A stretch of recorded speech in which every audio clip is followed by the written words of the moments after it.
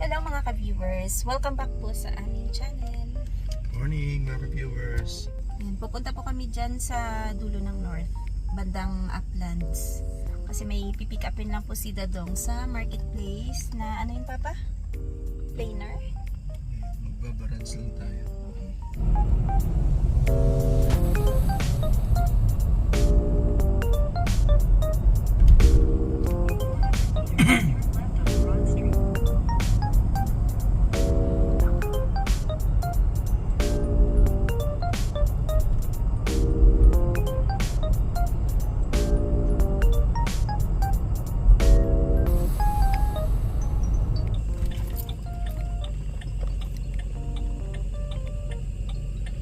Ayan, ako.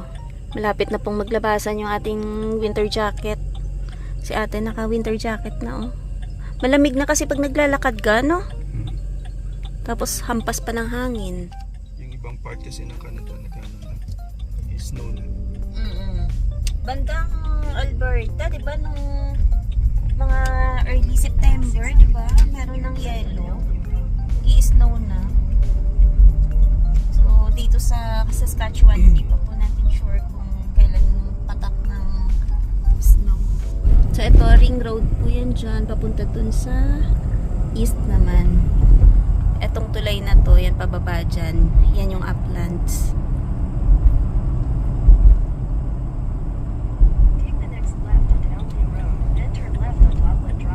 Oh, dyan pala tayo. Ilang minutes na lang mula dito.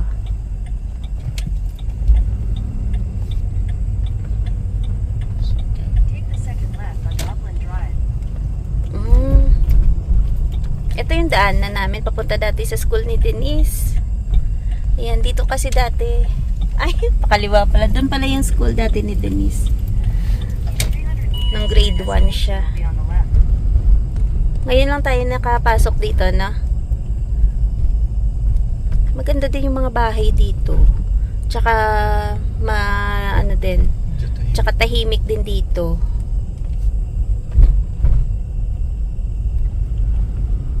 Wala masyadong pasaway. Meron din, minsan parang mga naliligaw-ligaw pa, no? Yung mga naglalakad-lakad. Nagsa-survey lang. Nananadya talaga na maglakaw.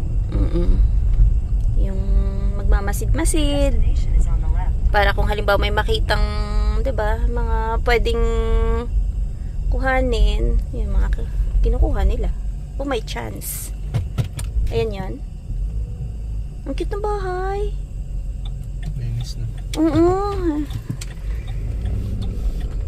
Kuhanan lang natin yung bahay, wala pa naman tao.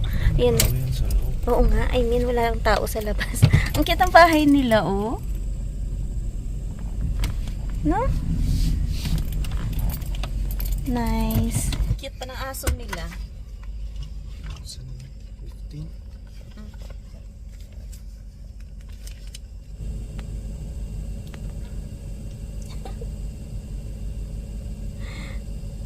Ang cute ng aso nung may-ari ng bahay. Nakipagtsikahan pas Dadong.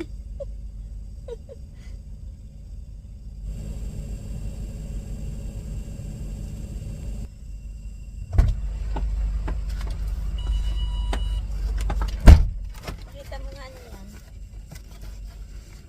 Planer. Oh, ang bago pa.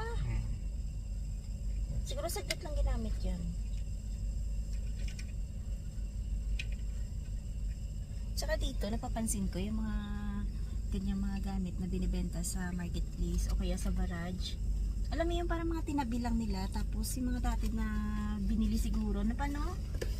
Tapos mapag-isipan na hindi na ginagamit. Kaya yun, pinopost nila sa marketplace. Minsan kasi gagawa sila ng isang project. Pagkatapos, wala na. Hindi na nila magagamit, ano?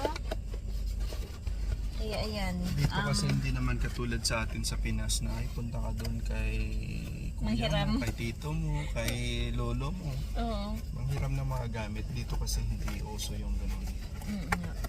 Kailangan talagang bumili ka ng iyo. Tapos, Provide ka talaga. So yan, isa sa mga tip pag halimbawa bago ka dito at wala kang mga gamit, ayan, kailangan mo lang tumingin-tingin sa marketplace, sa garage. Para, ayan no, nakachamba siya. Alam mo yung mga ganitong gamit, madalang kasi sa atin to sa Pinas. Nga.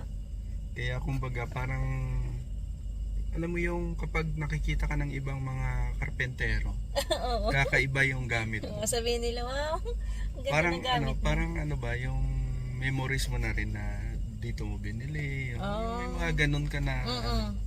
May mga ganun siyang iniisip pagka halimbawa may mga nakikita siyang kakaiba ang binibili niya. Total maliliit lang naman na bagay. Alam mo kasi Magaan. alam mo kasi ito kapag hindi mo man siya magamit, kumbaga makita mo siya, ma-display mo, yan yung galing yan sa Display Yung talaga, yan. magagamit mo yan. Oo, magagamit mo naman yan. Pero parang kakaiba nga, no? Di ba sa ato ni sa Piho tawag? Sa Plainer na yung manual sa atin kasi parang kaskas yellow itsura na. yung sa atin kasi Ganun nga. paggawa sa mga kahoy. Tapos Yan. flat siya, diba? Ito naman parang kakaiba. Parang meron siyang holder, bakal, ganyan. So ayan, ang gaganda ng bahay dito. Ayan no, for sale. Ayan. Maganda yung community dito. Ito naman parang paupahan. Ito yung nakikita sa labas, May mga paupahan din dito, palang ganyan, oh.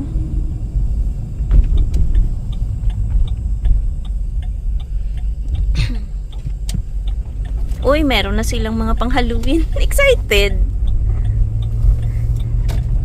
Dati hindi tayo dito nakatawid para mag, trick or treat, no? Nakapag trick or treat kami dati, dun lang. Ayan.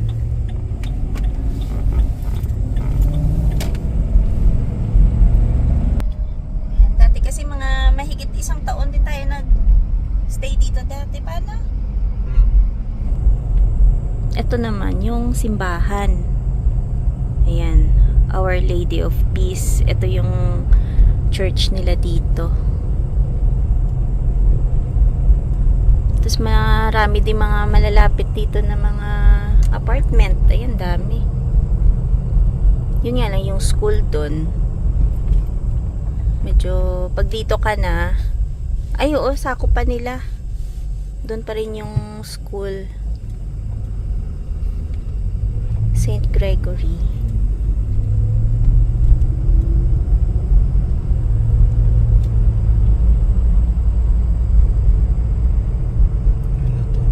Broad Street.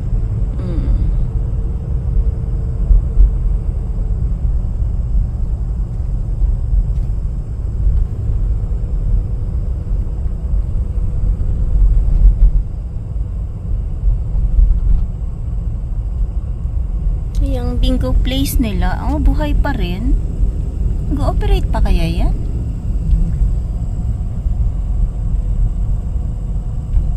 Parang, ay, dito ata sila ni Denise dati nag-curling pa. Ayan may curling club.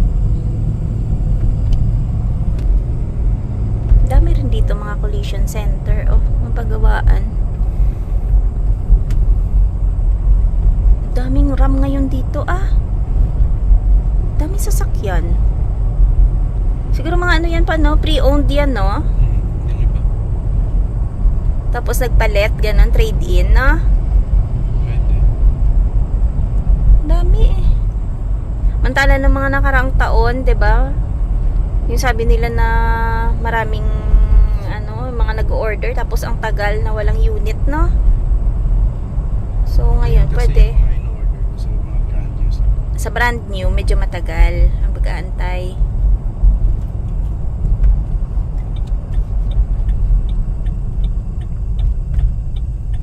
Nagpo-points ka dito, sa gas? Tsaka, ewan ko lang, sabi, tutuloy-tuloy yung pagbaba ng price ng gas natin. Sana nga. Ayan 148.9. Loto ba ako dyan? Ay, loto. Wala. Loto na lang ang ating pag-asa. Ewan ko. Ayan meron. Check mo nga, baka panalo tayo dyan. Para makaano na tayo. Mag-static. Makalayas na tayo. Anech? 2 million. 2 million? Ay, nanalo po kami ng 2 million, no? Pwede na kaming lumarga ni Dadong. Kasi pagka nanalo daw kami ng loto, pwede na kaming umiwas sa snow eh. Kasi nananakit na yung mga kasukasuan niya. Busy tayo. Busy? Lipat tayo doong busy. Ayan. Maganda sa busy, no? Kasi wala masyadong snow. Hindi mo masyado ramdam yung ganong kalamig dito. Kasi matindi talaga yung lamig eh. Na. Ganun talaga. Anong sabi ng kasukasuan mo? Masakit. Kagabi, ayan pala. Ngayon, October 1 na. Ayan, ang bilis ng panahon. Tapos kagabi nang umuwi siya, may ano kasi, may forecast ng frost nitong madaling araw.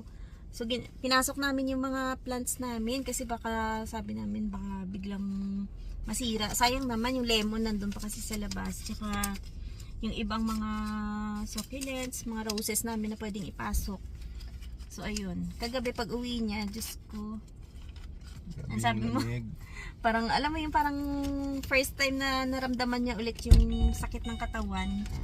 Na-absorb kasi yung lamig siguro.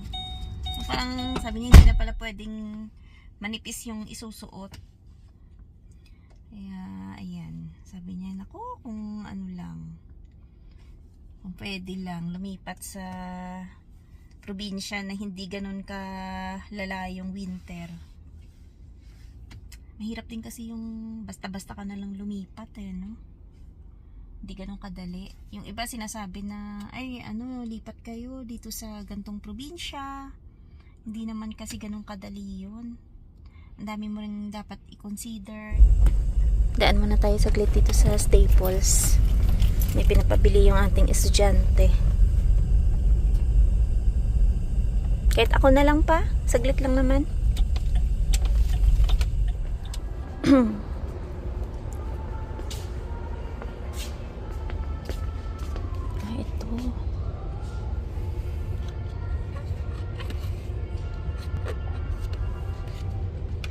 Ito yung mas maganda. Ito na lang siguro.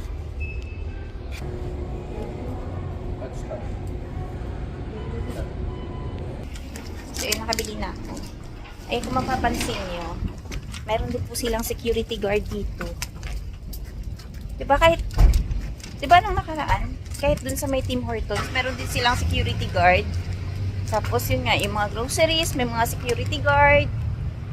Kaya, yung Walmart nga eh, nung nakaraan, nag-invest sila ng 3 milyon. Nabasa ko yun eh. Nag-invest sila ng 3 milyon para lang sa yung invisible na barcode.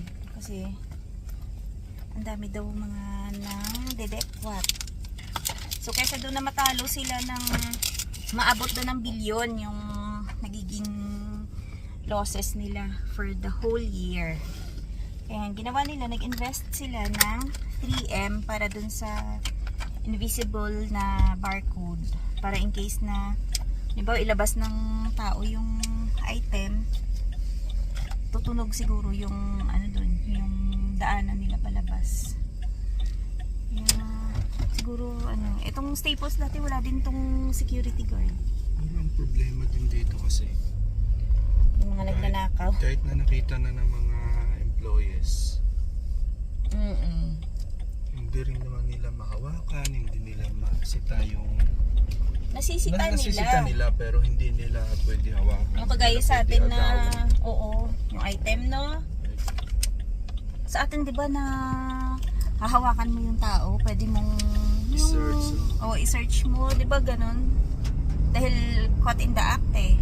Pero dito, kahit na caught in the act na yung mga nagnanakaw, hindi sila nahahawakan ng mga employees ng store. Sabihin nila na Bawal. don't touch me.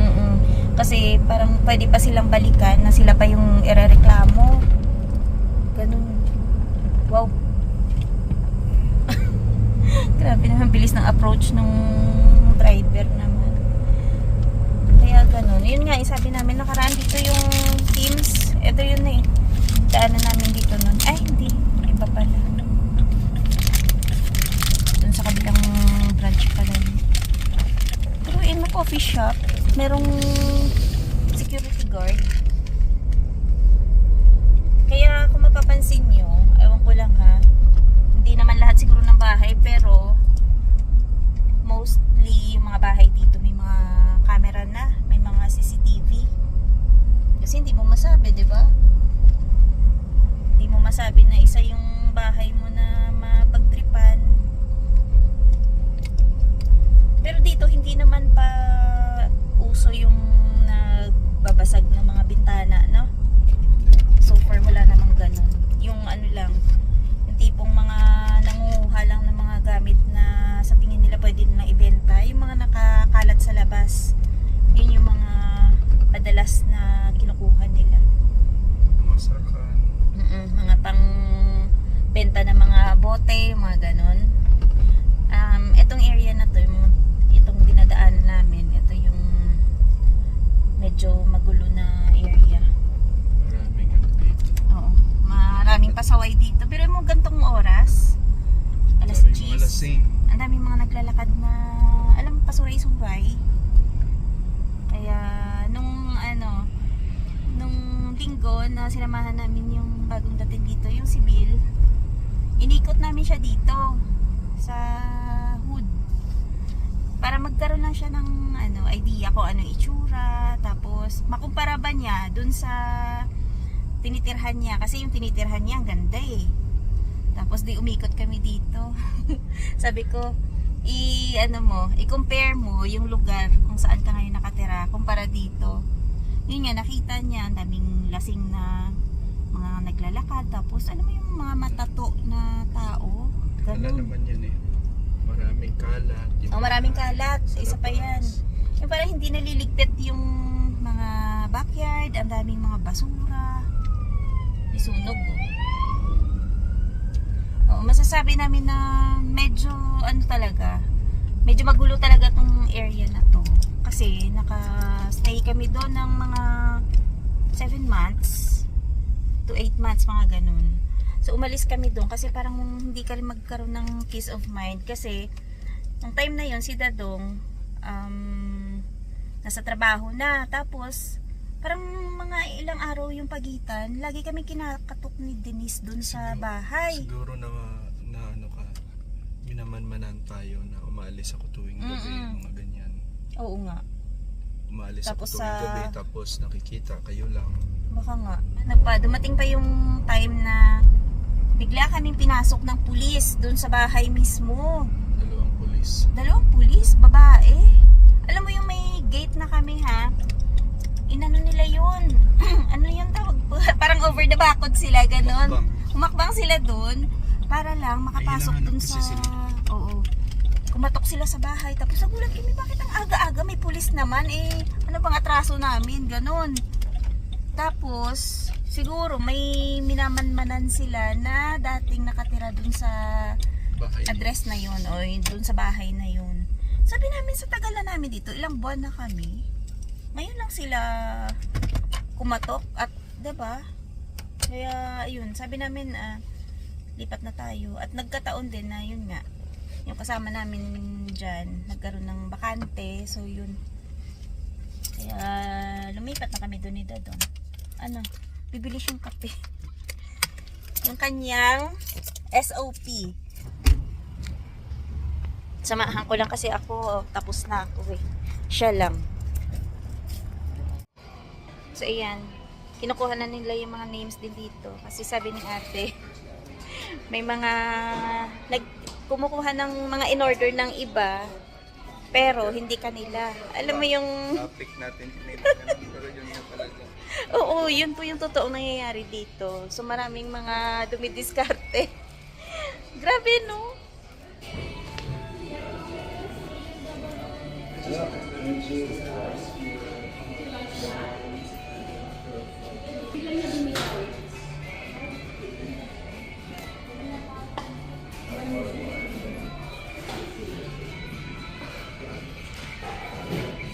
Ano, may pangalan yan? Sharap yarn. May kape na kasi ako dun sa sakyan eh.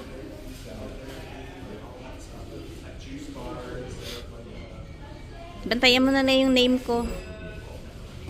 Kasi nilista nila yun eh. Thank you. Tara. So ayun nga. Yung sabi kanina ni Dadong, yung topic namin about sa mga nang dedekwat dito. So ayun no, diba nga, sabi kanina ni ate,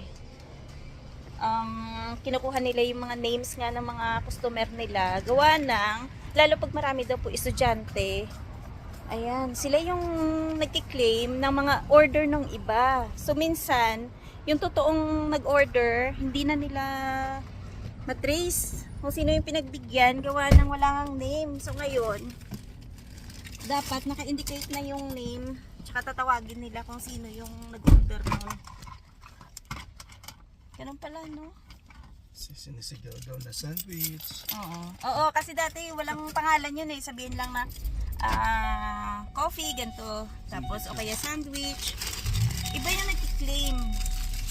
So, ang totoong nag-order, magpa-follow up. Sabihin na, ay sana yung order ko, ganyan.